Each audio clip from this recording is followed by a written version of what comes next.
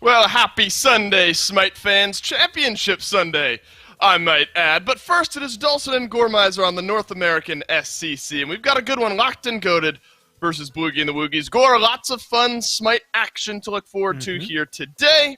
How you feeling about it all? I'm excited to watch this one, and it's one of those things, these teams, specifically because of the lineups that they have on them, I don't know what to expect. A lot of these, you go into it and you kind of have something. I mean, we were talking about it yesterday when we were watching, Belt Slap play. You kind of know what to expect out of them, but both of these teams being tied in the standings, Basket and the boys, not being in the equation makes it a lot easier to just say that this is an equal playing field. It's a big one. This will break the tie in second place right now. You look at Lockton Goaded, a team that'll have some familiar names. El Leon has stepped into this squad in the jungle role. Ionic over in the support role for this team. So Lockton Goaded at 3-1, maybe no surprise in a competitive region in North America.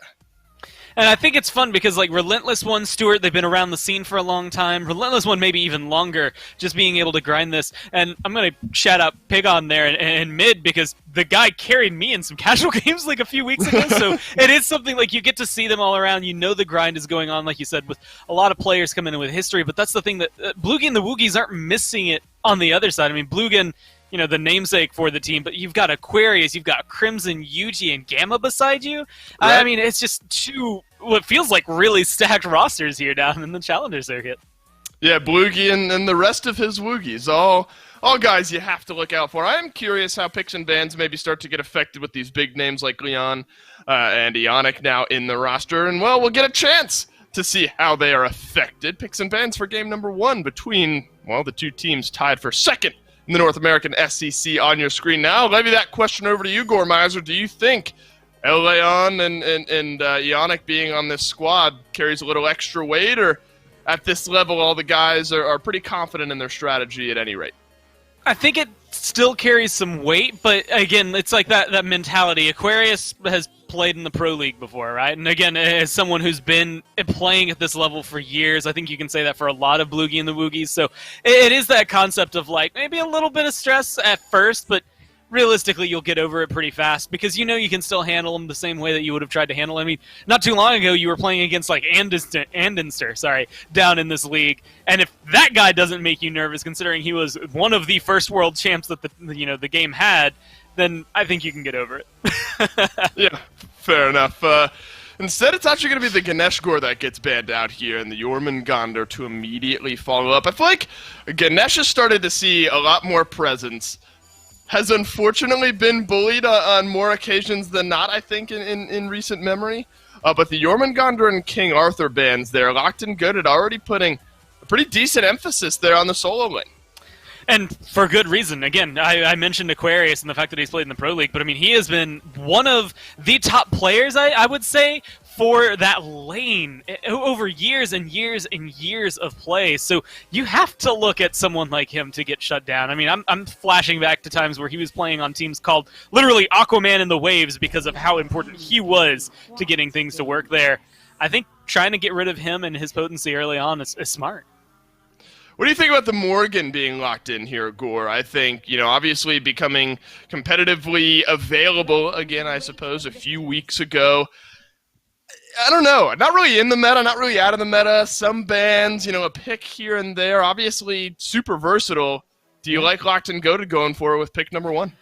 I love the Morgan, and I think in the right hands, she looks like no other. I think the problem is that you sometimes aren't always the right hands, and it's not always in your control. It is what's built around you and how the team maybe plays against you with it.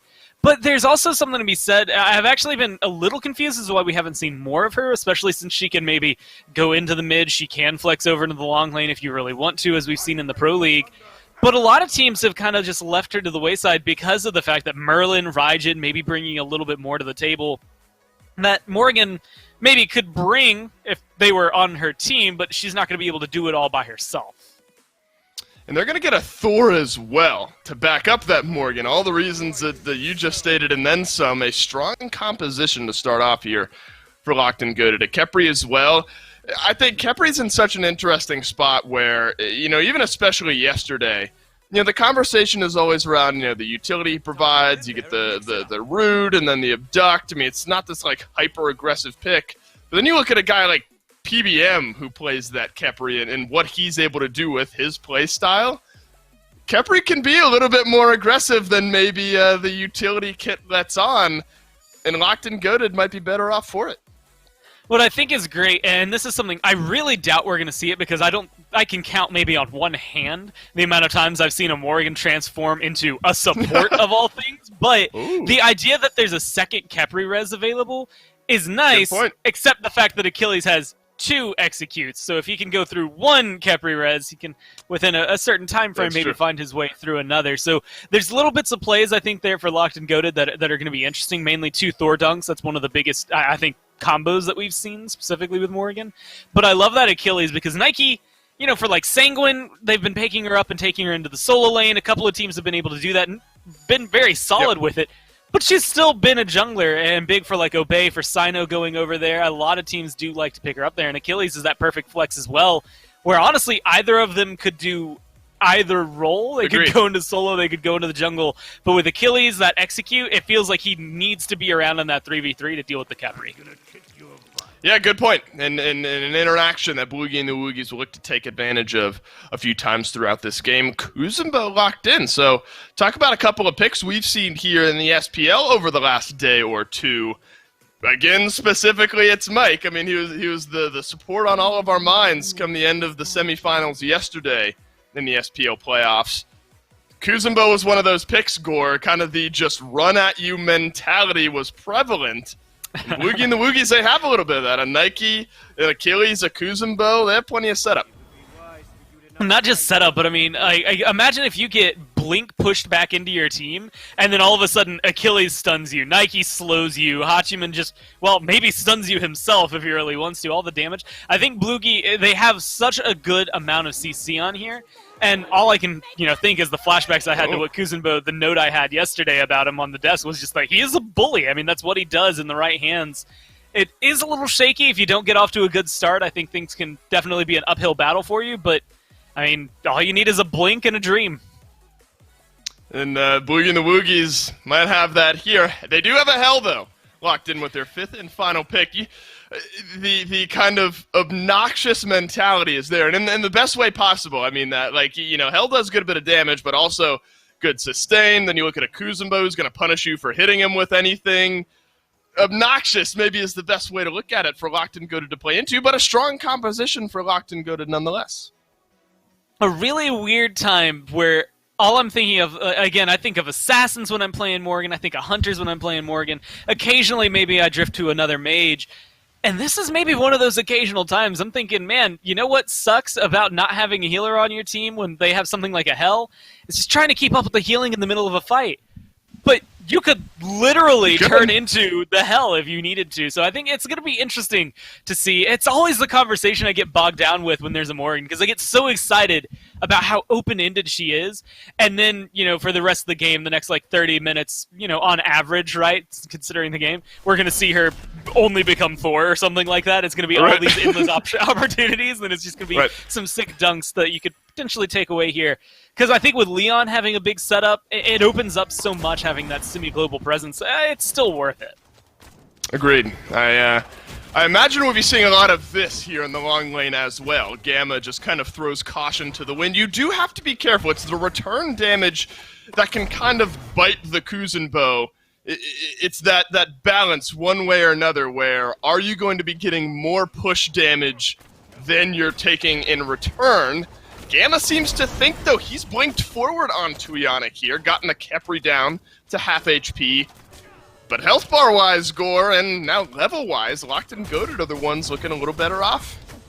So it's these areas where the minions are clashing, I think that he has to be the most worried about it. And it really does come down to the fact that it is, hey, you're going to blink forward and immediately those minions are going to start tanking you. And at level 1, level 2, minions really hurt. Honestly, even towards level 20, you can still make some slip-ups where minions are going to maybe cause too much damage for you. But right now, trying to tank that, I think Gamma has the right idea and the right mentality.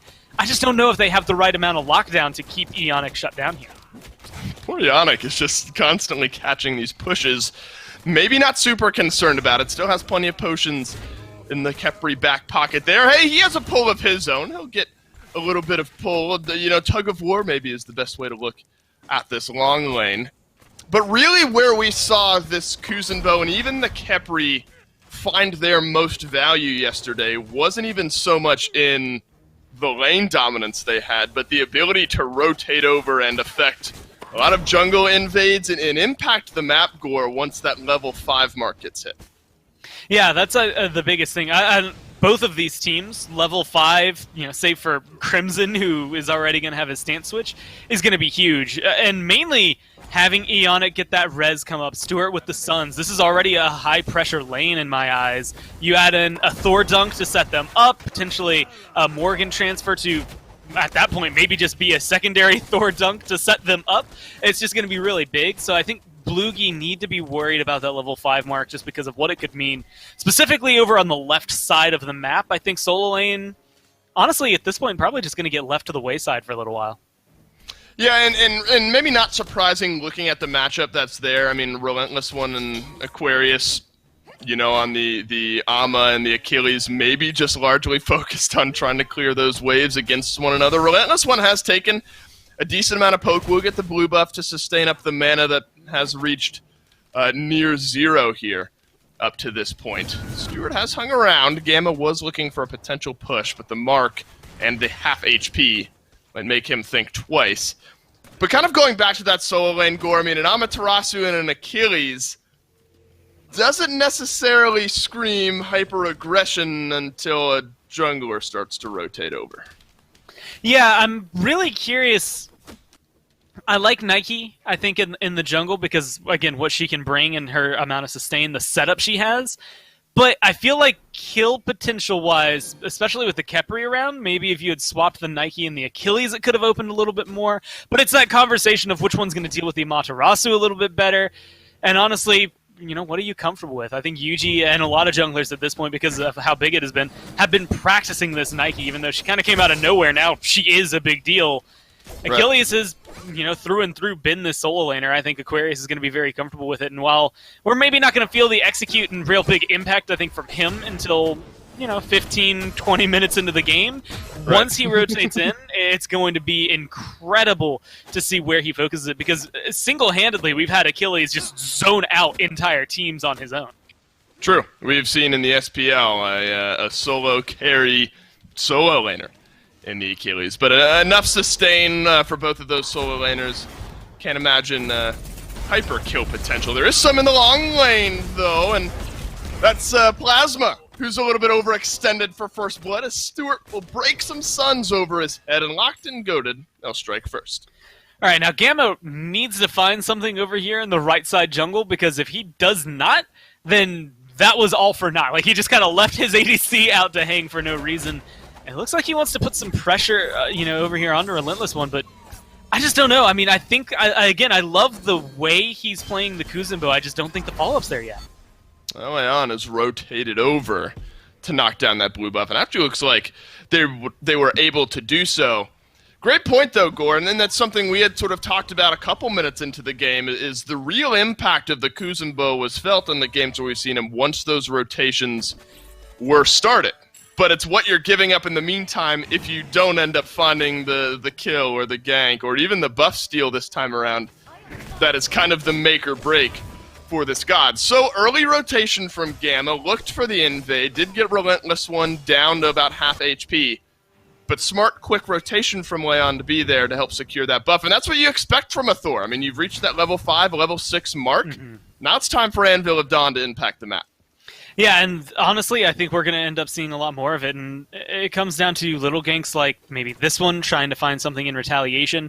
This is what you're waiting on if you're Bloogy and the Woogys. You have to hope Gamma finds something, because, I keep, harking on to yesterday specifically because we saw Ghost play this Kuzenbo, right, in the playoffs. And the conversation around the Kuzenbo was much bigger. A new Wa for a lot of burst damage. Maybe you could match some of that with a Hell. But an Awelish and an Uller there instead of a Nike and a Hachiman, it just feels like the damage maybe for Bloogy, the follow-up that should result in a kill in some of these early picks, isn't quite there yet. And instead now Stewart, already someone who I think could dominate this lane, has 2 levels up on both lane opponents. This is solid. Well, Stewart gets engaged on, but Ionic is here to help out his Hunter. Gamma abducted back in right into the big ultimate damage from Stewart. Gamma will pop some of the reflect damage. Aegon down from the mid lane. That's the Morgan who's transformed here. 1 tick of damage is all they needed onto Gamma, unable to do so. You have TKO'd him. He is out of the fight. Leon does still have his ultimate, a little bit out of range. That's the potential, the map mobility potential, I suppose, that this Lockton Goaded composition has. Blue buff invade opened up for Bloogy and the Woogys now, but a dazzling offensive will keep Relentless One alive. Watch out for Leon, down, he dunks over onto Yuji. The execute from Aquarius is not enough to connect and won't find the kill here. Now a rotation from Pagon. Bloogy and the Woogys will lock down the blue buff invade and keep themselves alive as well. I don't think there's anything more awkward than being able to say Thor dunk is down, but you still have to be ever present of the next Thor dunk that could potentially come through. And that's what I like about what this team can bring, and specifically bringing Morgan into the game here, just because of the fact that you have that kind of play. Yeah, you don't get the kills that you want over there and left, but you force them out, and then maybe you don't save that buff over there and right, but what you do is force the rest of Bloogy and the Woogys to try and go maybe a little deeper than they wanted to, just to get a kill on the Relentless One. Maybe go a little harder than they needed to, just to secure a blue buff. And getting little pulls like that are going to help you stay afloat, because as time goes on, you're going to start feeling Crimson's healing in these team fights, and that's when the dynamic's going to shift. If you can keep this fight up as Lockton Goaded, maybe try to get ahead of the curve before the hell joins, you're solid. But once Crimson's in there, it changes everything. It's about a 1,000 gold lead, 8.5 minutes into the game here. Pagon moving into a Doom Orb first overall, if you kind of zone in on the mid laners and the immediate impact they're able to have. Obviously, the transformation into the Thor worked out first of all. But you talk about map mobility and looking to rotate into some of these fights. It's something that we saw Twig do yesterday as well. The Doom Orb start allows not only for extra mobility, but a massive power spike right off the bat. And so Pagon's looking to have a more immediate impact. And also, it comes down to here that Morgan, you know, one of the conversations could be around her Divine Ruin trying to stop exactly that from happening, right? Where Gamma gets taken down to half health and then walks it off because he has a hell around him. But Morgan's not the best at being able to deal with the healing, so I like the idea that he's going for this burst. If you kill him before they can get the healing off, they're not going to get resurrected. Great point, Goremizer, and might need some healing here. Bloogy and the Woogys looking for a blue buff invade. Dazzling offensive countered out by Aquarius using the ultimate. Won't find the execute. Bionic pushed back against the wall by Gamma. The root just to disengage up to the sky. Goes Leon down. He smashes, but won't find the stun because Relentless One, he's already found the kill. Aquarius stunned by Pagon on the backside of the fight, who's transformed into the Amaterasu on the front side. Crimson. Low mana, slightly low health. Pagon gets the kill, gets out, and Lockton Goaded will pull 2 more. Now, it feels greedy to immediately go into this thinking of the ways Lockton Goaded maybe could have opened up with more kills there, but it does feel kind of like Leon fell back for the fight. It maybe didn't... I don't want to use the firm term like didn't trust his team, but wasn't sure that they were going to have the lockdown to get the kill in the back, behind the blue buff, as opposed to maybe getting a little more aggressive and trying to cut Bloogy and the Woogys off so they could follow up with even more damage and even more kills. And whether that comes down to the fact that you want to play it safe, or maybe you didn't have the mana to follow up yourself to feel confident in it, doesn't really matter. You still walk away with a 2 for 0. You start to slow things down, I think, in an important way. Already have a huge lead over there in the duo lane. Now you're starting to get ahead in jungle with that 1 kill, and in the solo lane, I think specifically. Let Relentless One get way more comfortable against Aquarius, and things start to roll a little more in their favor. Oh, you sort of mentioned maybe not starting off with the Divine Ruin for Pagon, obviously as the Doom Orb. Well, Brawler's Beat Stick, first item overall for the Thor, will limit some of that healing. It looks like Relentless One already into some of that magic defense. Could potentially be a Pestilence first item overall there for the Amaterasu.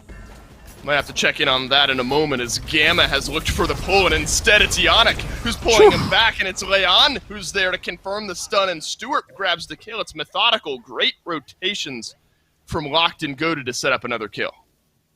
And I think just well played to have that wherewithal, I guess, to rotate into the map like that, recognizing the damage they have, and keeping it going, trying to shut down Crimson.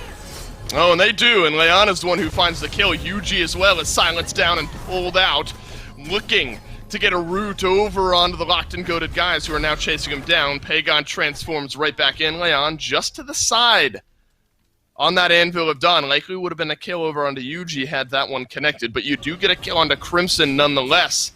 This is what you got to be worried about if you're Bloogy and the Woogys. This kind of one pick here, one pick there, maybe a double kill for the team. Lockton Goaded slowly moving their way through this map, and it's really on this left-hand side, Gore, that have taken a tumble, but everyone from Bloogy and the Woogys shares in one thing, and that's one death for them all. And the way they're starting to prioritize this is just getting even better for Lockton Goaded in my eyes. That Brawler's Beat Stick you highlighted is very solid because Leon, who do you need to get rid of the most important target on there, especially since Morrigan, even though she can help apply anti-heal later, maybe isn't the best at reapplying it, kind of similar to that conversation we have around Merlin. Mm-hmm. So you can go into the back as this assassin, get rid of Crimson, force Crimson maybe out of the fight. Even if you don't get the kill, you then cut off the healing for Gamma, Plasma, Yuji, and Aquarius later on when he joins the fights. Right. And you're Thor. I mean, you're safe. You can get in, you can stun him, you can ult in or out. Like, you just have so many options here. I love the way they're playing this in the jungle. And it's also worth mentioning, because I've noticed it a couple of times, and I keep seeing it used, and for the life of me, I can't tell you why it was picked up over things like Shell, even Cursed Ankh, that I think are going to be very important later on. But Ionic has a Sundering Spear, yes, which is pretty neat, and it's pretty fun as far as things go. So they're going to be taking more damage to whoever he decides, which, in my eyes, again, you're either targeting Gamma, which is burn down the tank when you can, or kill the hell. Like, just make sure they're not there. Kill Yuji before you can get Sentinel of Zeus off. These small targets that are going to come up, I think it's important to note that that's going to maybe dictate the pace of the fight. I think Ionic has played this game so well and continues to do so as he's locked Yuji in off to the side. Won't get the kill onto the Nike just yet. Crimson is rotated over to provide some healing, now up to half HP. Is the Nike and almost right back to full. So you can see why we talk about the healing being so important. Yuji was out of the fight and now right back into it. Leon is here, applies some good anti-heal over to Gamma. Not quite enough, though, for Crimson to be able to, or to prevent Crimson, rather, from topping off that Kuzumbo. So no fight to be found just yet, but it's over by that Gold Fury, Gore. And this could be the first big swing in this game. I mean, it's a 4,000 gold lead for Lockton Goaded where we stand. But if Bloogy and the Woogys find themselves a fight, take that Gold Fury, they're right back in this game. You know, taking a couple of combinations, especially when Gamma hits level 12, I think it'll fully dictate what's going to happen here. But Kuzumbo might be one of the most irritating people to try and kill when he has a healer behind him. Because Kuzumbo has at least one button built into his kit that says, "Stop hitting me." Which means all of a sudden your anti-heal's not getting applied anymore, the damage is gone because of it.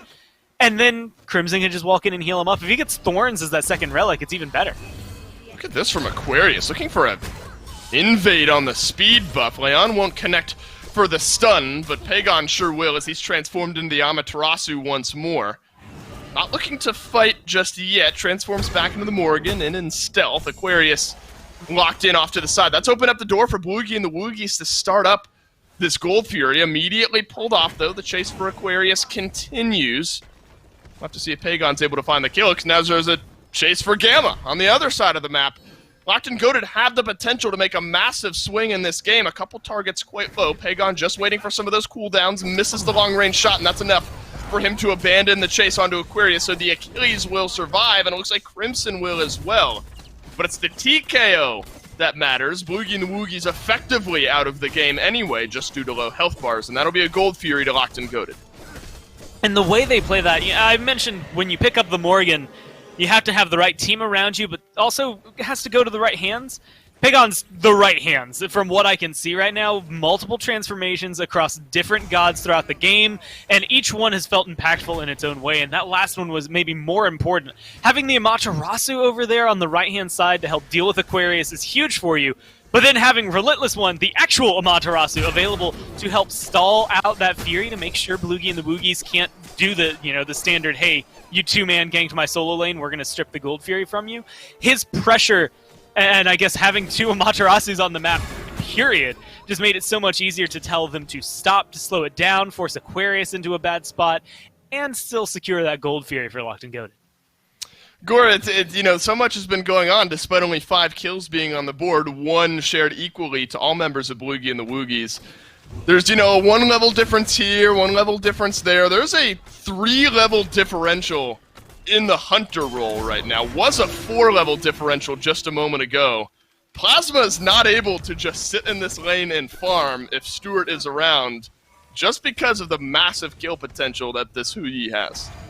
And this is more or less what I think you will expect. Anytime we switch to Plasma, he should be over there, at least for a little while, in the duo lane, farming. Just playing catch-up at this point. And 2 kills maybe factors into that lead a little bit, but realistically, Stuart and Ionic, I think the Hu Yi as well as this Khepri kind of put together was going to out-farm a Kuzenbo Hachiman. Just from the beginning, it's going to out-pressure you in terms of minion clear.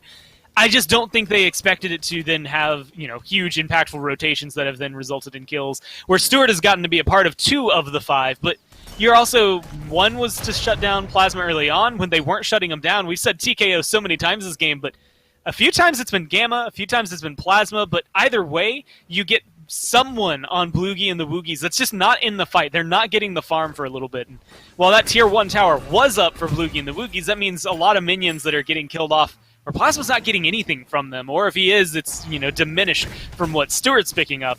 And so he just accrued a lead from taking control of the lane, literally in picks and bans. Yeah, and I think a lot of that goes to Ionic as well. I think Ionic has played this game, wonderfully, and the Khepri continues to look good in his hands. Aquarius uses his ultimate early here, was looking for the dash out, unable to do so, so who finishes off the kill here? Well, it's Stuart, so bad to worse as far as the Hunter differential goes, and Lockton Goaded pull themselves 1 more kill ahead. The lead balloons up to around the 6K mark. 18.5 minutes in. Ionic has taken a little bit more damage than maybe he bargained for underneath this tier 1 tower, so an opening for Bloogy and the Woogys to find some good chip damage. But it's not there. Remember, there's a 1-man disadvantage here, and Plasma seems to have forgotten, immediately deleted. Up to the sky goes the Anvil of Dawn, and down it crashes onto Crimson off to the side. UG, Gamma, both locked in here with Lockton Goaded. Sunbreaker won't connect for all that much damage, but it's a double kill for Leon out of the jungle. And talk about the Scarab's blessing from Ionic, and the low health bars, well, they'll stay low instead of 0, and Lockton Goaded complete the blank, or continue the blank maybe, 19 minutes in. Now, there's got to be a better way to describe this, but my brain just will not give me the words to do it in a different way. You have to watch Ionic at the beginning of all of these fights to see essentially when Khepri will spit something purple out, and that's when that Sundering Spear comes through, right? Because I think it was Yuji, no, it was Plasma. He's caught out. He's going to die anyway, but he gets erased so fast. I mean, essentially deleted with how fast his health bar dropped down. And those are those moments where he's just not going to be impactful. No one on the side of Bloogy and the Woogys is going to feel impactful if Ionic starts it off. And look, he already has Sunder back up. Well, Lockton Goaded take down the FG and a decent amount of health onto Aquarius as well. Plasma will not get rooted here, able to cleanse himself in time, but now the cleanse is down and opens up the door for a Relentless One to find the lockdown on the front line. Now the back line identified by Lockton Goaded. The chase is on for UG. Leon finishes off Crimson. Gamma forced to spin his way away. There's a solo kill for Ionic over on the right-hand side. 2 members left standing for Bloogy and the Woogys. We're already starting to look at a Phoenix defense just 20 minutes in. I mean, 12-0 read the kills. You've got Stuart, who went from 2-0-0, I believe, now to 4-0-2, so he's been largely impactful in these rotations. And, I mean, you kept commenting on the fact that Bloogy and the Woogys were all sharing 1 death. They've just multiplied that across the board for themselves. And it's just so difficult. I mean, where do you go in for the lockdown? Pagon can become literally anybody he wants. If it's an Amaterasu, it's a stun. If it's a Leon and this Thor, it's a stun. Like, no matter who he becomes, there's more CC on the side for Lockton Goaded. And it's just so difficult to choose where you want to fight, let alone the fact that you're now getting Cursed Onked, you're getting Frenzy, against you if you're Bloogy and the Woogys. You're getting Sundered, at least one of you. Your healing's gone, your health is gone, and if you're really lucky, they're not going to completely delete everyone. Gamma, I think, has walked away from one of these fights, but it's just not been something you can fight back against that easily. Yeah, this one is barreling towards a Miracle Phoenix turnaround, and I'm just not sure that Bloogy and the Woogys necessarily have the tools at the moment. Everyone is just so far behind. 4 members of Lockton Goaded have already reached level 20. The closest person to level 20 for Bloogy and the Woogys is Aquarius at level 17. It is now a 5-level differential in the Hunter role, 4 in support, 4 in mid, 6 in the jungle. It's an uphill battle, and somehow that seems like an understatement. At this point, if Bloogy and the Woogys are looking to fight, they need to find a pick early and hope that turns things around, because this is going to happen. It's Relentless One who opens things up, and it's a double kill for the Amaterasu, rotating out of the solo lane. Aegon opened up the fight with an Anvil of Dawn, and Leon is joined with one of the same as well. Gamma, on the other side of this pause, will be the 4th death here in this team fight. It almost seems like the Bloogy and the Woogys were looking for a fight, and Lockton Goaded were happy to take it. Yeah, that started with Bloogy and the Woogys. That's how the only way I can approach this is they were looking for a fight, trying to find that pick, and then Lockton Goaded just read it well, and they have another 10 seconds before Gamma's back. It's just Aquarius trying to defend this. That's Aquarius on the Titan, but there's fire minions there as well. The execute used defensively. Stewart looking for the kill. It's Leon on the chase. There is a respawn back, so Bloogy and the Woogys are here. They're back in the fight, but unfortunately the numbers won't lie here. 16-0 for Lockton Goaded, blanking Bloogy and the Woogys. A 22, almost 23-minute game there. Convincing, top to bottom. Bellini seems to agree. She must be a Lockton Goaded fan here after game 1. I mean, it's hard not to be, right? I mean, 16 kills to 0, 16,000 gold. There's just so much that I think is going in favor of them. And going into this, I mean, we were talking about how equal these teams would be, at least in terms of, like, budding strength, I would think, being able to go head-to-head against each other. Right. I'm kind of surprised to see it go that out of hand and that in favor of Lockton Goaded, but I think it started kind of from the beginning, right? And we had mentioned at one point, I mean, even here, 10 minutes in, there's now a 3rd kill online for, the whole game. But you didn't have a lot of pressure in the duo lane. You didn't need much more because you already had this huge amount of control from Ionic and Stewart. So, like, Leon didn't have to focus out over there. They shut down Aquarius pretty early on. And unfortunately for Crimson, he just needs his team to be successful around him for him to then look successful. And it never really got to that point for the Hell. You know, and just knowing what we do about Leon and the in-game shot-calling differences he can make, you can tell that's an immediate impact on this Lockton Goaded team. Not necessarily that they were struggling before, but this is maybe one of the cleanest games we've seen out of them this year, especially against a team like Bloogy and the Woogys, who are one of the top teams over here in North America. 0s across the board, except in the death column for Bloogy and the Woogys. It just seemed too difficult to stop from the start for Lockton Goaded. That first blood just kind of snowballed out of control. And I gotta say, I mean, we've talked about Leon. I think Ionic had a great game. Stewart did as well. Relentless One on the Amaterasu looked brilliant. Pagon had enough variety in those Morgan transformations that it brought some extra spice into a few of those fights. And it's part of the reason they were able to control certain things. I mean, it's weird to talk about it this way, but who you transform into can dictate certain things, and that's why it was so important. For some of those fights, he's becoming Thor, and, you see a dunk on left and then a dunk on right, but for some of those, it's, hey, Relentless One on this Amaterasu can zone out around the Gold Fury, and I'm also Amaterasu over here harassing Aquarius, essentially as his lane opponent. And having those two presences, being able to make that transformation and have it be that impactful. We were talking about it yesterday. I got to ask Herwind about it, and he was saying, like, if you have a player that shows they can play Morgan, that's when you start to see it banned. I expect to see it banned. Well, we'll see if it is banned in picks and bans for game number 2. Something needs to change for Bloogy and the Woogys. Give yourself the ability to adapt to maybe some of these early game fights, which seems difficult to say given what they had drafted. That Kuzenbo, you start off a lane with a Hachiman and a Kuzenbo, the pushes were there. But remember, we had a conversation that was like, all right, once he starts to rotate out of this lane, once Gamma starts to move all over the map to these different parts, that's when the Kuzenbo is, kind of rolling the dice. All right, is what I'm doing now going to be more valuable than what Ionic on the Kepri is doing in the meantime? And, you can't hang this one all on Gamma, but the Kuzenbo didn't have that early game impact that you maybe draft him to have. Yeah, that was the other thing, and unfortunately, I don't know if it was Gamma's fault. Like, he wanted to fight. He was setting up a lot of kills. I think they didn't. It felt like they drafted two kind of distinct styles there on Bloogy and the Woogys, where one of it was this late game, let's heal, have these assassinates, I should say, exterminates, whatever you want to call them, executes, there's the word, that comes through to deal with the Khepri, all of this stuff that's going to maybe help you in a 20 plus 22, 23, 24, 25 minute game. And then also let's draft Kuzenbo, who's going to try and get us ahead 5 minutes into the game. And maybe he can change some of the pace late game because he has that ability to just return that damage back to you. But it feels like it was two clashing styles instead of one kind of synonymous team. Right, certainly didn't work out. And again, I agree, you can't really hang that one on Gamma. It just didn't work out in game number 1 for Bloogy and the Woogys. Now, Ganesh, remember, banned out by Lockton Goaded, so obviously some homework being done there, but Arthur, Jormungandr, and now the Heimdall taking priority over the Ganesh. So it will be a different look in the long lane, at least through the first few levels of this game for Bloogy and the Woogys.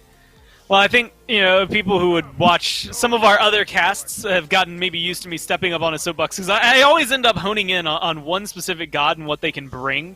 And in some cases, it's maybe an animal that they have in their kit that makes them just so much more potent. But here for Ganesh, it really is Dharmic Pillars. I think it's just one of my favorite abilities. Like, when it comes to ults that can change the game, you've got some serious ones. A good I'm a Monster can change the pace of a game. A good, Thor Dunk can change the way things are going for you. But you can never underestimate the supports, man. And I think Ganesh is in that type of a conversation. One of the things that's hardest to deal with is solo laners and tanks and burning them down fast enough. Ganesh strips their protection, slows them, and does damage to them all in one fell swoop. And that's if they're trying to run away. So you can set them up really perfectly. I think alongside this Achilles, I don't know, this is a good turnaround to start things off for Bloogy. I agree. Good setup for Bloogy and the Woogys, at least drafted through their first 2 picks. Returning to the Thors, Lockton Goaded, and Leon in the jungle there for them. And I like this pivot over to the Merlin. I mean, the consistent application maybe of anti-heal, but specifically of damage, certainly important, especially if you kind of look at that mid-game arc when the Merlin starts to hit that big pivot point and really starts to do some big damage. Hachiman as well for Lockton Goaded. So you've gotten your big damage carries locked into your roster for Lockton Goaded. Some of the same for Bloogy and the Woogys, still searching for a mid laner. Maybe that opens up the door for Lockton Goaded to ban out some of those priority mids in their second wave. Yeah, the first thing I thought was, well, you don't let Raijin through, and they seem to agree with that one at least. I feel like Raijin Hell is probably the same combo, but the problem is Hell and Aphrodite are both available. Both have been very potent. Hell, maybe a kind of more blanket statement, able to do a lot more for your team, but an Aphrodite, especially late game attached to something like an Achilles, can absolutely control the game. And maybe this is the kind of goal for them. Merlin, really good at applying Divine Ruin. Thor, really good at applying a Brawler's Beat Stick to make sure that everybody is going to not have that healing. But you ban out the Discordia, like both of those healers being available, if Bloogy and the Woogys are comfortable on either, I would absolutely lock them in the minute they get the chance. Well, differing mindsets in the second wave of bans for both of these teams. Ionic heavily identified by Bloogy and the Woogys, and Yamoja, Horus, and Khepri will all be taken away from a support that I think had a fantastic game on the Khepri in game number 1. Right back to Amaterasu for Relentless One. I think that's a great look. The matchup between her and that Achilles wasn't all that much in the early, but Lockton Goaded did a great job of rotating to some of those attempted blue buff invades, and then eventually Relentless One just became too much to deal with. And the dazzling offensives, of course, were great for setting things up. Kali in the jungle. So there is late-game carry potential drafted by Bloogy and the Woogys, kind of across the board. Gore, you mentioned maybe an Aphrodite ban. Won't be seen, but it will be an Aphrodite pick for Bloogy and the Woogys. And man, oh man, right now what I am seeing is Bloogy and the Woogys really don't want this game to start off the way last game did. Like, they need this to last longer for them. Akali and Afro, who ye can maybe hold on a little bit early, but Achilles, Ganesh, like, this is a team that wants a level 20 team fight, and it's going to take a little while to get there. But man, if they get there, Lockton Goaded are going to be running with their tails between their legs.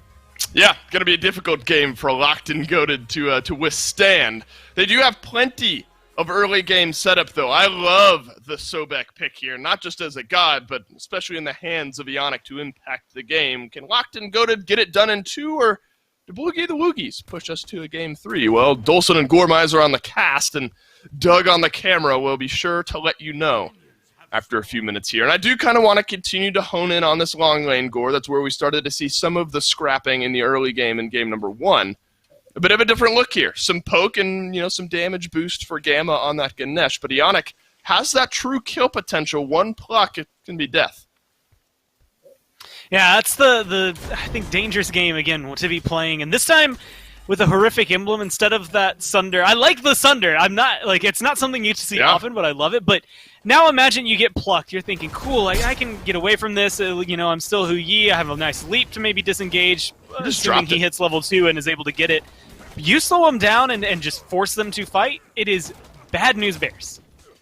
Well, Ionic just walks in, drops the horrific emblem here, but takes much more damage than Lockton Goaded's long lane was able to return over onto Bloogy and the Woogys. Does have some good sustain to keep himself nice and topped off.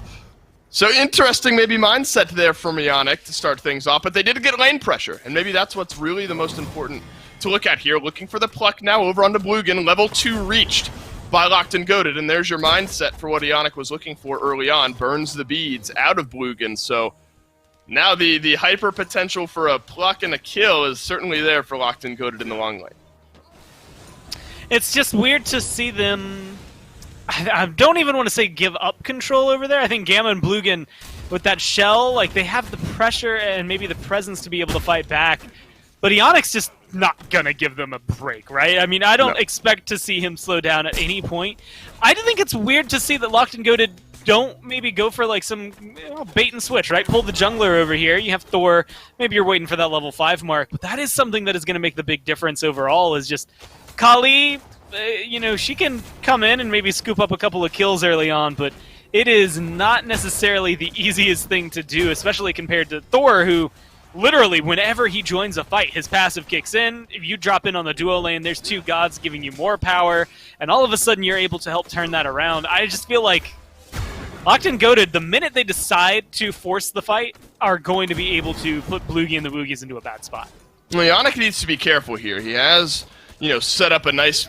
maybe half-level lead for himself and Stewart in the long lane, but he has no mana here and not all that much health. Bloogan was thinking about looking for the stun, but will think twice of it because he is a squishy Ho-Yi, and death may be awaiting on the other side of that engagement. I agree kind of with the point you make about Big Yuji. We do see some early kills from the Kali. There's still certainly setup there, with the leap and the stun and some good damage. And that's kind of where some of the pivot point starts for those Kalis. In some games, it's just one rotation over if the fight is set up elsewhere on the map and Yuji is able to capitalize to, maybe a kill or an assist. That's really what gets the snowball rolling. But it's that level 5 point for Leon that I think is going to make a big difference here in this game. It's now Gamma that's getting aggressive. Ionic will drop down the horrific emblem one more time. Stewart dashes forward. And suddenly you got a dead elephant over in the long lane. Bloogan already up down. Here's Leon, no beads for Bloogan, and, well, no more life for the next 10 seconds. Perfectly set up, maybe even baited, you could call it, for Lockton Goaded. Yeah, I mean, speaking of up-down, Leon was perfectly waiting for that one to be able to catch them as they were off guard and trying to retreat there. And that's the downside, I think, that Gamma's going to face multiple times this game. If you dash in for the lockdown, if you do not have the perfect follow-up from your team to get the kill, if Ionic's in the neighborhood, you're now in the worst spot in the world. It's the same thing I think you can say about a Sobek with the pluck, except that Sobek, the biggest detriment is if he misses the pluck, now he's just out of position, right? He's dashed into the enemy team. But the minute you collect on the pluck, somebody is now, behind you. You're able to turn around, rejoin the fight with your team, and still be the front line. Gamma, if you dash in, whether you grab someone or not, it's the same effect as missing the pluck. You're now just in the middle of the enemy. If you don't have that follow-up ready, and if that lockdown isn't going to be enough to keep you safe, then you are risking trading out your life. And unfortunately for Bloogan, he kind of gets caught in the gravitas of the situation there and can't escape what is, I would say, the black hole that is the kills coming out for Lockton Goaded. Right, remember that early beads usage there for Bloogy as well. That really set up, a lot of what Lockton Goaded were able to do there. It is a Chalice of the Oracle picked up for Ionic here over in the long lane. So a little extra vision control maybe for Ionic there that is going to open the door to some more of this. Toss Gamma back, maybe set things up for Stewart. Unable to find the 2-tap over on the Gamma. That would have been another kill for the long lane. But this is a lot of why I was happy to see this Sobek locked in. And now it's when, if Ionic sees fit, the rotations begin. This map could really be impacted by the Lockton Goaded support. That's something I just expect to see at this point, right? I mean, Ionic was such a huge role. It's one of those things, like, maybe it's because I play a lot of support. I'm always inclined to start giving all the credit to the supports, but also, like, just having that Sunder last game, the presence of a Khepri, how aggressive it can be. What we've really seen in, like, the Pro League as well lately, if you have a good support player there to set you up, their slash line should look like this as much as possible, right? 0-0 and then some other number for the assist, because they're just going to continually set you up. And right now, you give Stewart, that level lead. What did he get it to? 4 levels, I think it was, towards the end of last game. Like, if you start feeding him this early on, he gets into the same spot, maybe a little more difficult to do against something like a Hou Yi, but then you can start rotating and worrying about something different. Sobek, anti-heal in the kit, that's going to be able to come in handy when you're having to deal with Crimson, especially since you have a Merlin on there. You're going to probably get another Brawlers there for the Thor. They're going to be focusing heavily, pretty soon, on shutting down the Aphrodite. You want to start your duo lane off as best you can, but Aphro doesn't have a leap, doesn't have a dash, to get out like Bloogy does, so it's going to more than likely translate into more kills. Well, I guess the big win here for Bloogy and the Woogys is really that outside of the long lane, who's really not, detrimentally behind, a 1-level differential on support and Hunter. All other aspects of the map are even if not ahead. Aquarius has been bullying out Relentless One a decent amount through the early throws of the first 7 minutes here of this game. And remember where, like, a lot of the flip happened in game number 1 was when Relentless One finally hit that pivot point and was able to do the opposite, bully out Aquarius. So, while you have the Kali on your team, maybe being even in most facets of the game is enough to still feel comfortable with where you're at. 1K gold behind, 7 minutes in.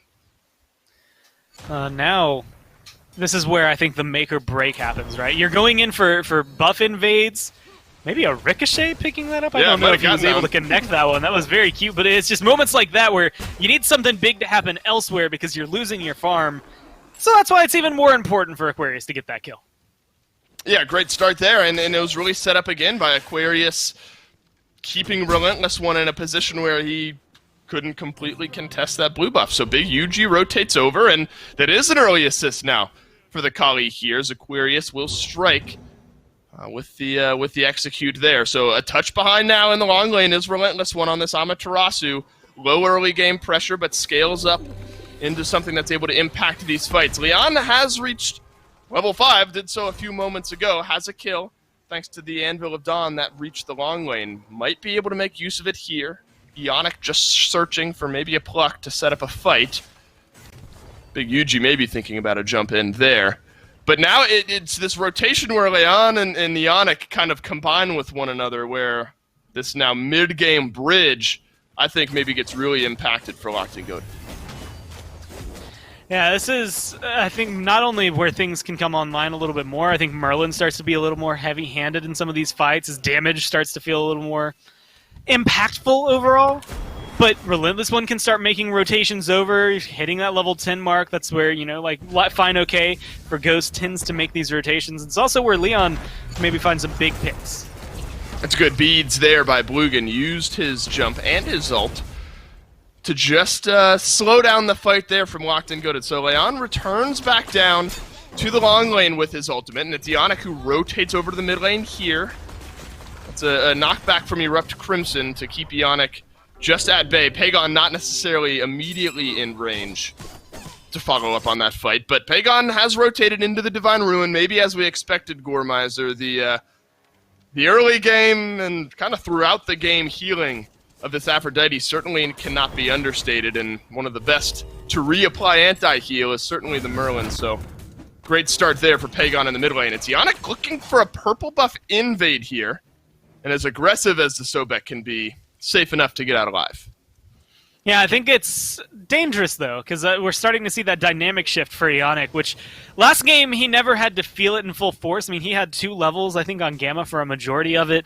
The Kuzumbo just wasn't able to click back. Ganesh is going to keep up. Ganesh is not going to have many issues keeping up either. So, yes, you were able to bully pretty hard early on, but now you've got to start looking for more substantial picks, right? You can't just go in and try to fight a 1v2 for the sake of getting the buff steal. You have to look for where the follow-up is going to be. If Stuart's around, or if maybe, well, I guess you have any of the other carries on your team around, then it is potential for them to get locked down. And I think that's where Ionic's dynamic shift is going to be. He's also going for an interesting build overall compared to what we typically see out of a support. But my eyes are going to be falling to more anti-heal. I mean, I still think you need a Cursed Ankh. I still think you're going to need something else. But it's the Stone of Binding, having that passive, being able to hit people with crowd control. Sobek has a lot of crowd control in his kit, so he's going to be able to proc that passive a little often. I do think his impact until maybe level 12, though, might be stunted by this. It's going to hurt his growth as a support overall. Just in the sense that he's not going to be able to tank as much early on until he gets that maybe next item online. Agreed. I think Lockton Goaded have done, a great job of adapting to the healing that Bloogy and the Woogys have put on the table. It's another first item brawler speed stick for Leon on that Thor, Divine Ruin, as I mentioned. Sobek, obviously, some of that baked into his kit. Outside of anti-heal, objective burn certainly on the table for Lockton Goaded, and Gold Fury looking at maybe a contest from Bloogy and the Woogys, unable to do so, and there's no engage on the back end of it either. Lockton Goaded, Gore, they maybe sneak one away there. I mean, being able to walk in and just snatch it up, it's pretty big news for them. And again, it's maybe not the same amount of kills that they had early on last time, although Ganesh going to drop the Dharmic Pillars and try to look for something. It's the gold lead right now that's going to make the big difference, though, Dave. It's being able to sneak those things away. Again, you're Yuji. Right now, you have, I would say, maybe 8 minutes before we really start talking about you in, earnest with how impactful you can be. You get a couple kills now if you're Bloogy and the Woogys and at least equalize a little bit of this game, then there's still conversation for that late game. But if Lockton Goaded keep on this path, it's just a gradual curve until there's too far ahead for you to make a difference of, even if you are able to get something to pull back. And I think importantly as well, Aquarius does still have that 1 level lead over in the solo lane. We really haven't seen the solo laners find that impact point in a lot of these fights just yet. I mean, 12 and a half minutes in, we're still at the farm it up and maybe the junglers rotate over and set something up for you. This lane has remained close despite an early kill for Aquarius, thanks to Yuji in large part. When rotation time begins, it's an Amaterasu with her fight set up, Aquarius with his fight shut down, potential maybe. Do you think one team benefits more overall from their solo laner getting involved in team fights? I think early on, Relentless one's probably going to end up being. It just feels more impactful. Aquarius, I know can have a huge impact. I've seen it in the past, but I just think the Amaterasu, as far as team fights go, feels more impactful. A little bit of an aura for herself, as well as maybe some prot shred for herself to be able to set up, her kills or her teammates able to kill somebody. But realistically, it comes down to the ult, right? Achilles is going to be great if everybody gets really, really low and he can bounce. But a lot of these times we haven't gotten to see Aquarius have those pop-off moments just yet. It has been Relentless one finding these massive stuns. Aquarius finds a stun over onto Leon, but Ionic is here as well. Down goes the Horrific Emblem, good body block from Relentless one. Dharmic Pillars down from Gamma, but down goes Aquarius first of all. Ionic looks for the pluck, and he's found Leon immediately there on the stun. Great chain CC from Lockton Goaded. The masterful team fighting continues. It's a double stun from Yuji. Ultimate still awaiting for this Kali in the wings, but Stuart, he's joined the fight. The cavalry is here. Yuji into the ultimate. The chainsaw nearly finds a couple of kills, but it's going to be the near deicide for Lockton Goaded. Bloogan off in the long lane, still farming up. Health bar is quite low, Gore. I mean, you're a few ticks of damage from a totally different looking team fight, but it's Lockton Goaded again that run away with one.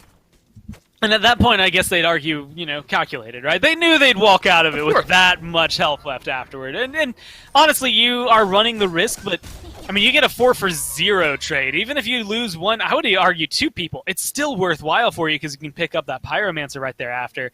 But now you're, in that line of conversation where control has dynamically shifted in favor of Lockton Goaded. That fight being maybe more of a stamp of assertion more than anything else. Lockton Goaded saying, we are going to win this game. Bloogy and the Woogys now have to make a much more resounding and loud shouting statement that says we're not out of it yet, more than anything. And probably going to be around the Oni Fury, but it comes down to where their setup is. Unfortunately, now a lot of this experience is going to start shifting over in forms of Lockton Goaded. Last time we talked about the duo lane, but now it's all in the jungle. I mean, there's 3 levels for this Thor over this Kali, and now they're able to use that up against, well, the 1-level lead they have against Crimson.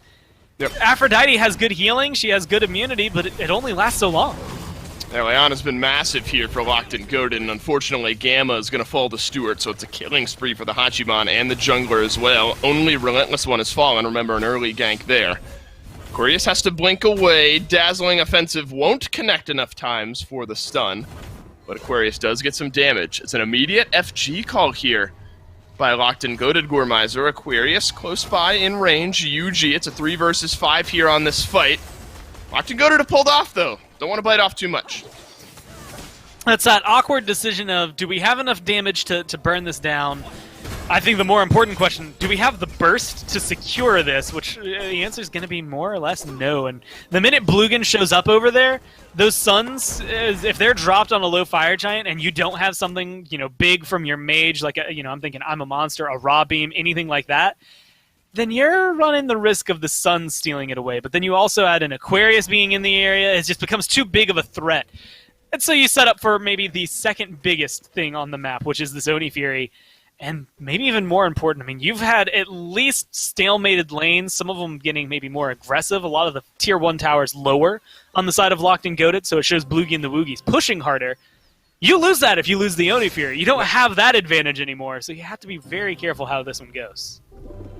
Gore, I keep thinking back to that last 4-for-none team fight for Lockton Goaded and kind of how close UG was to really turning around a few of those kills. We have reached a point where Hasten Katana kin size on a Kali is going to impact, any fight. But you look at what Lockton Goaded have built relic-wise. Horrific Emblem Cursed Onyx for Ionic. 3 upgraded shells for different members of Lockton Goaded.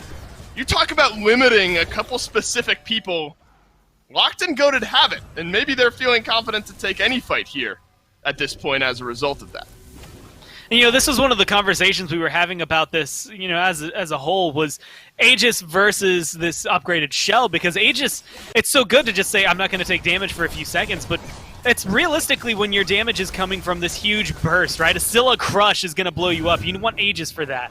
But when it's a Kali that's going to smack you down, or maybe Aquarius on this Achilles, or Bloogan, like the 3 big killers on the side of Bloogy and the Woogys are all auto-attack based, and you're just straight up saying here, 6 of your attacks aren't going to connect if all 3 of us decide to pop this at once. Like, 6 of them are just blocked out of here. Then we have a little bit of spare health extra. So, UG, he's going to have a hard time getting a good ult kill, a good target kill to maybe get him back into this game. Lugan tries to save his life here. Does a little bit more, actually, but Stewart is there for the final shot. Leon in execute range, but luckily enough for him, UG and Aquarius both on opposite sides of the map here. Another return gank over to this long lane. It's easy to say, yeah, Blugan's 2 levels behind. He's died twice, but the sheer amount of pressure that Leon has put on this side of the map, I don't think it can be understated. They've done wonderful work in getting Stewart to a point we can not even turn around these fights, but kind of carry some of them for his team. UG leaps in, learns the hard way that Pagon has reached a point where he does a good bit of damage, and now it's a Tier 2 tower Gore in the long lane that might be going down. Yeah, it's a lot of pressure over here. And unfortunately, this is where things, I think, should turn around. Gamma using these Dharmic Pillars. I mean, at this point in the game, it's not maybe as maxed out as you would like it to be. You're getting, 25, 35 protections reduced, whether it's level 2 or 3 here for him. And those are the moments where it's nice. And at level 2, yeah, so it's 25 protections that he's reducing in this. And that's enough to try and find a kill on Ionic. Except the level lead is so drastically in favor of Lockton Goaded that if you count anybody other than Ionic in that, you're not going to kill him. You're not going to do anything. I mean, you're level 12. You're 5 levels down from the next lowest member of Lockton Goaded, right? Maybe it's just a 1 level difference in supports, but you're not going to have the huge impact I think you want right now. And again, with all these upgraded shells, I think with Ionic being able to not only return Pluck You, but Horrific Emblem, Cursed Ankh, and stop your healing, like there's just so much going against you going in. I feel like Gamma can't be the initiator. Well, here we go again. Leon is the initiator over in the mid lane. Crimson has to burn both of his actives to stay alive, but a great wall from Leon locks him in off to the side. Can Yuji turn around this fight? That's the big question. Instead, he's left retreating away. Aquarius using both of the dashes there. Ionic in on the chase. The ultimate to get him out alive one more time. Bloogy just trying to buy space in the mid lane with his ultimate as well. Chase is on though. Gamma locked down, stunned down, and Leon is going to find his kill. That's a rampage for the Thor out of the jungle. Let's check in. I mean, game 1 gore, 22, 23 minutes is where it ended. Well, we're on a similar clip here. 4 members nearly at level 20. Woogys and the Woogys still with some space to grow.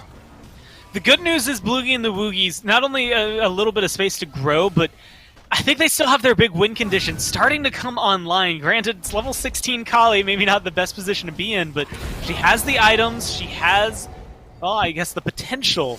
It's just whether or not they can find these fights to turn it around. Now with the Fire Giant on the side of Lockton Goaded, though, it's definitely going to get more complicated. Yeah, maybe 1 Aquarius less for Bloogy and the Woogys. Nice triple stun, actually, setting up a fight for Yuji. Oh, the shell might just save Leon's life. Not enough, though, as Big Yuji finds the big shutdown, and the blue buff is Relentless One to get rid of the Kali. So 1-for-1 trade, jungler for jungler, but still Fire Giant buff, and with your win condition maybe off the board, Lockton Goaded feeling comfortable to re-engage on the fight. Crimson being looked at by Relentless One. It's another double stun by Aquarius to keep Lockton Goaded on the back foot. Gamma gives the rampage over to Stuart, though. 2 members end up going down for the 1 of Lockton Goaded. And you can bet if this tier 1 tower wasn't there, they're diving this tier 2 right now if they're Lockton Goaded. I mean, there's no reason to pull back except that you're not going to be able to get the structure in response. But Crimson showcases, I think, one of the big things about this. It's the reason Aphrodite, she's so great and terrible at the same time, because she is going to be able to clear waves, she's got a lot of good healing, but she's not going to have a lot of burst. If Crimson is left alive on his own, it doesn't matter. But being able to attach to someone like Yuji, Aquarius, or Bloogy is going to make it easier to be impactful here. And honestly, as much as you like to be attached to the tanks, and honestly the way they probably need it, especially Aquarius here, who keeps going in a little deep, I think he's got to connect to this Kali the next time they go for a team fight, and they just got to hope. Because if Kali doesn't get her target, much like we saw in this last fight, Kali's not getting that healing, and she's not going to be able to be around for many more kills after that. She's got the attack speed, she's got the haste, she's got the chin size. I think I almost all in on Yuji. I am betting on Yuji, maybe a little bit on Bloogy here, to be able to pick things up, but I think this Kali is the wave to ride to get back in here. Well, at this point, it's free real estate, I suppose, for Bloogy and the Woogys on catch-up. The three members of Lockton Goaded have reached level 20. Pagon just 1 level away, almost full build outside of maybe some consumables and selling the boots. So like this is the territory. 23 minutes into the game where Bloogy and the Woogys are nothing but making up ground, at least in the XP department.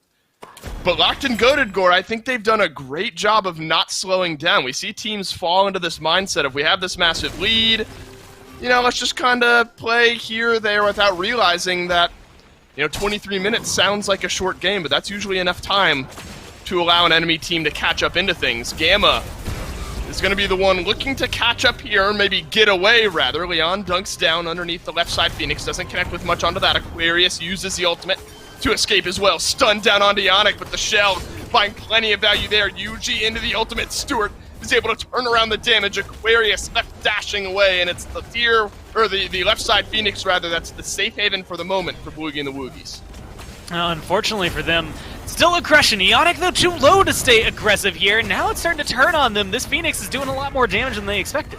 Pagon has the ability to turn around this fight where Bloogy and the Woogys actually have done a little bit more damage than maybe even they expected. Lockton Goaded still on the chase. Aquarius trying to save this game, but Pagon suddenly on a killing spree. It's left side Phoenix down, mid lane Phoenix in the eyes of Leon, and they're going to grab it. 3 members down, Gamma, Bloogy, and the last 2 alive. Gore, they may be looking to end. They can go in here. They've got 10 seconds, though, without Kali. I don't know if they have 10 seconds worth of burn on this. I mean, if you are Pagon, you hit every single cooldown on that Titan, you're probably solid. But with Bloogy in the area, you can't be sure you're not going to get stunned out. There's a lot of control, I think, could still happen for Bloogy and the Woogys there. And so it's, I think, a good call to fall back. It's a safer call, I should say, to fall back, right? You could probably end, but it's so risky that you could just end up, you know, exclamation point, Hail Mary, having a throw people would be jealous of. Now you can just set up Fire Giants in 45 seconds. You've already been able to get, you know, a lot of these Furies, 3 of them so far in your control. Get Pyromancer, so you're going to be back in the fight, no problem. Take the safe path. Make sure that you're not going to have any trouble. You know, we talked a good bit about the team fighting as well for Lockton Goaded. Look at the relic timers, not only on the shells, but the beads for Pagon as well. All within like 1 second of one another, if that. All burst at the exact same time. Leon, Pagon, Stuart. They say shell, and then they pop the shell. All 3 of them, all at the same time, and then the beads as well for Pagon, just to kind of keep him alive on the back end of the fight. You know, in theory, we're like, yeah, they just pop them all at the same time, keeps them alive. In practice, that's exactly what they're doing as well, and the team fighting has looked good for it. And now you're in a spot for Bloogy and the Woogys where you're going to have fire minions pouring in in the long lane, pouring down into the mid lane as well. Lockton Goaded just have that fire giant buff drop off. Not enhanced just yet. Likely a free FG, though, over to Lockton Goaded once more. And then maybe a right side Phoenix Siege to either end the game or save the game if you're Bloogy and the Woogys. One of my favorite conversations to have is kind of your versification. I don't know if that's a word, but you want your targets to be spread out, right? If you look at Lockton Goaded, who do you kill here? Do you go for the 7-0-7 Stuart? Do you deal with the 3-0-10 Pagon, or do you try to deal with the 5-1-7 Thor? Right? There's 3 targets to look at that you have to deal with, and dealing with one of them individually isn't going to help you. You have to deal with all 3. So how do you decide? Well, it's much easier if you're Lockton Goaded here, because you look at Bloogy, well, hey, auto-attack damage. Yuji, auto-attack damage. Aquarius, mostly auto-attack damage is going to be coming through. Crimson, I had said this earlier, but because he doesn't have any real big burst in his kit, these shells just make it so easy to win the fight if you're Lockton Goaded. And a Frenzy, and a Horrific Emblem. So much utility in the Lockton Goaded team fight. Aquarius just outside of his base here. He's going to be the first one to go down. So now it's a 4 versus 5 on a defense to save the game. Not looking great for Bloogy and the Woogys. Leon drops down and stunned down by Bloogy. Tank Buster build for the Ho Yi. More crit on the other side. Yuji doesn't even get a chance to use his ultimate here. Disaster for Bloogy and the Woogys in on the base defense. Lockton Goaded. They flooded the base. Bloogy and the Woogys, they held on as long as they could, but Lockton Goaded will be denied no longer. A double kill for Leon puts the icing on the cake of a 2-0 for Lockton Goaded.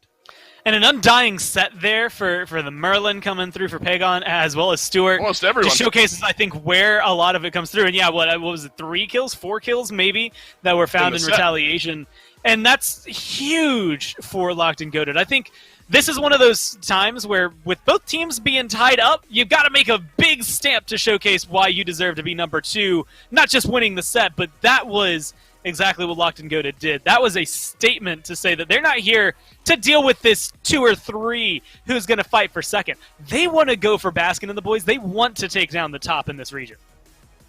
That's like in college football, you know, you win a big game, you say, we want Bama. I mean, Lockton Goaded, they want Baskin and the boys now. That's a set that I'm really excited to watch whenever we're able to do so. Clinical, really, for Lockton Goaded. I think the couple of roster changes they've made over the course of the phase so far have done nothing but work out well for them. Aquarius had a decent game there on the Achilles, maybe one of the only ones that didn't get completely bullied out by the end. He certainly did. This is a look back at kind of where it all started, Gore. And again, I think it's easy to have his name fall by the wayside, but Ionic did so much to set up this lead for Lockton Goaded in this game, and I think we'd be remiss if we don't at least mention the support. I think Ionic had really great relic choices in both games. Starting off, and again, it's memed a lot, but Sundering Spear can do a lot for your team if you're just looking for single target picks. And it did a lot in game number 1 in terms of getting him ahead. And then I think appropriately changing from a Sundering Spear to maybe counter some of the aggression from Gamma as the Kuzenbo in game 1 to the horrific Emblem to make this Ganesh feel out of place more often. I mean, how many times could Gamma go in where he felt truly safe? I mean, best case scenario, you just get plucked afterward, right? So there are so many moments where I think, unfortunately, that did make the big difference was what Ionic was able to provide, and unfortunately where Gamma maybe fell a little short just because of the drafts and the style of play. Ionic was able to win a lot for his team. And hey, Leon, on what I believe is his first showing here for this Lockton Goaded team, massive in both games. Gets the Thor 2 games out of 2, so that's something to kind of file away when next time we're watching one of these Lockton Goaded games. Is Thor something that starts to come up in the ban column? Having the ability to shot call in these games is one thing, but then having a god that can do the impacting as well. It's one thing to say, hey, go here, do this, do that. I mean, that's oversimplifying, of course, but being able to be the one who's going here, doing this and doing that, certainly a match made in heaven there. Updated standings here for you. Lockton Goaded, of course, jump over Bloogy and the Woogys into that second spot. So things starting to group up in those middle 2, 3, 4 spots. Baskin and the boys still have pulled away. But it's that rematch of Lockton Goaded up against Baskin and the boys that I cannot wait to watch in coming weeks here. It's going to be a very difficult team to lock down, really on both sides. But you kind of looked at what Lockton Goaded was able to do today. I think it's too multifaceted to really put on something as simple as picks and bans. I think the in-game calls were maybe just too clean. I think that's something else. I mean, you had mentioned that, I believe, in game 2 there, but having Elion come into this and all of a sudden you have, strong shot callers, a lot of history between him, Ionic, a lot of these players who have been around for a while. And that makes a huge difference. I mean, look at Sino getting added to Obey, right? Having a shot caller that knows what they're doing can escalate a team that, seemingly has nothing going for them into a team that everybody's now stressed out about. And it's just because of that concept. And I think some of the best examples of it in SMITE have happened with these teams that maybe you don't expect a whole ton of. I mean, there was a reason that we had, Pain to Beyond way in the back when Iraffer, I think, kind of filled those shoes for a long time as well. And it still does, where it's just, if you are able to take a ragtag group of guys that maybe aren't, the best mechanically at their role, they're not number 1 all across the board. Maybe you have a bunch of, let's say, number 7s, right? But you've got really good shot calling, then it doesn't matter. They're going to be able to win that fight because they know where and how to play the map. And that's the other part of this game, and I think that's something that helped Lockton Goaded escalate themselves to the top. Yeah, it was a brilliant matchup and a brilliant game for Lockton Goaded here today. That's just kind of the pre-show today, Gormizer, before the finals of the SPL Phase 1 playoffs. You've got Radiance going up against Ghost here in the next 45 minutes or so. Initial maybe high-level takes for you on that matchup. Hard to kind of give a favorite going into it. Very difficult. I mean, honestly, both of these teams, it's one of the perfect times. Radiance right now are peaking at probably the perfect time overall because they've had a rough Phase 1, but being able to come into this area where now they're starting to hit their stride. Granted, I think there might be something to be said that they've had mostly the same picks and bans. They haven't had to change up their strategy too much, which is maybe where I want to see Ghost kind of, target things down. The ROM comes into the equation, trying to make Cyclone Spin uncomfortable, but this Daji has been very big for adapting, and maybe he's not going, again, 10-2 and 7 every single game, but you have to look at what he's doing. And it's this, the powwow burning beads, things like that I think are giving it a lot more credence than what you would see just in Slashline and maybe even damage-wise. So try to control the picks and bans. I think that's where Ghosts are very adept, and I think that's something they could look at to do in, like you said, 45 minutes. Well, Gore, maybe the most analytical question you will be asked today. PBM going with the black arm sleeve today instead of the white that he wore yesterday. How much of a difference do you think that makes for Ghost today in their matchup? I don't know if it's going to be the difference of going the distance or if maybe they could have... look, there's been a couple of 3-0s here. Yesterday, a really solid 3-0 against SSG with the white arm sleeve. And it's like a championship jersey. You don't wash it. You don't take... keep the same one until it proves wrong. I don't know if the trade-up's going to make a good difference for them. Might end up hurting. We'll have to see what PBM is able to do in the SPL Phase 1 Finals. 45 minutes away. Now's your chance. Go get some food. Take a quick break. We'll see you back here in 45 minutes for Radiance against Ghost.